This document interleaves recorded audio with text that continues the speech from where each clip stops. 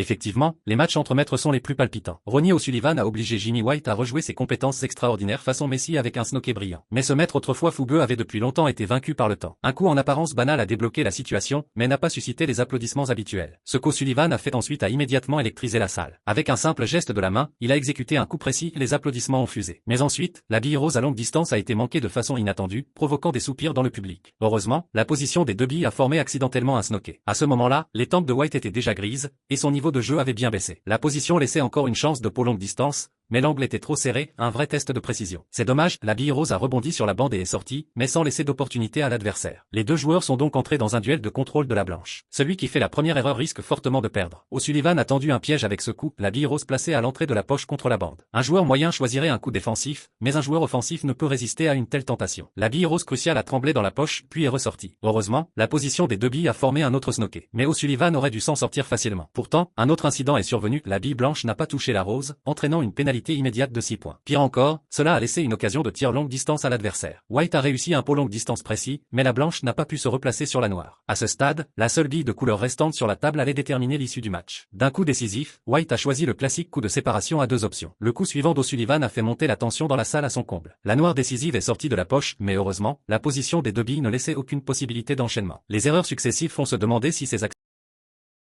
involontaires n'étaient pas en réalité délibérées. La noire s'est arrêtée juste à l'entrée de la poche, comme si elle offrait la victoire à White.